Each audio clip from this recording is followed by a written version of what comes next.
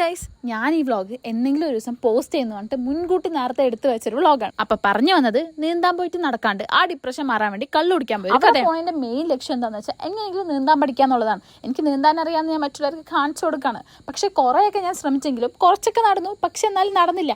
അപ്പൊ പിന്നെ കുറെ ആയപ്പോൾ നമ്മുടെ ബോഡി ഫുള്ള് ഡാമേജ് ആവാൻ തുടങ്ങി. അപ്പൊ ഞാൻ ആ പരിശ്രമം അങ്ങോട്ട് നിർത്തി. ഇനി നമ്മളെ കൊണ്ട് നടക്കില്ല, കൂട്ടിയാൽ കൂടില്ല എന്ന് മനസ്സിലായി. ഇപ്പം ഞങ്ങൾ അവിടെ നിന്ന് നേരെ വിട്ടത് എന്നെ കൊണ്ട് കൂട്ടിയാൽ കൂടുന്ന ഒരു പരിപാടിക്കാണ്, ഭക്ഷണം കഴിക്കുക എന്നുള്ളത്. അത് നമ്മളെ കൊണ്ട് എല്ലാവരും കൊണ്ടും പറ്റുമല്ലോ.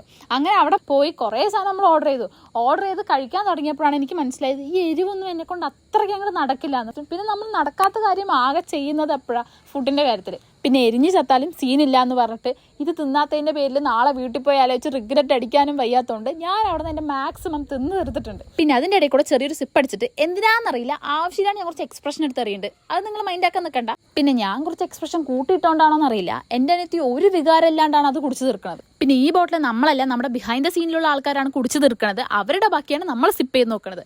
പിന്നെ മീൻ വന്നു, കാട വന്നു, എല്ലാം കഴിച്ച് ക്ഷീണിച്ച് അവിടെ ഇരുന്നപ്പോൾ നമ്മുടെ ബില്ലും വന്നു. അത് കണ്ടപ്പോൾ നമ്മുടെ ക്ഷീണമൊക്കെ മാറി. ഇത് കൊടുക്കാണ്ട് അവിടെ നിന്ന് പോകാൻ പറ്റില്ലല്ലോ. അത് കണ്ട് ക്ഷീണിച്ച് നമ്മൾ ബില്ലും കൊടുത്ത് അവിടെ നിന്ന് ഇറങ്ങി കഴിച്ചു. അപ്പം ശരി എന്നാ.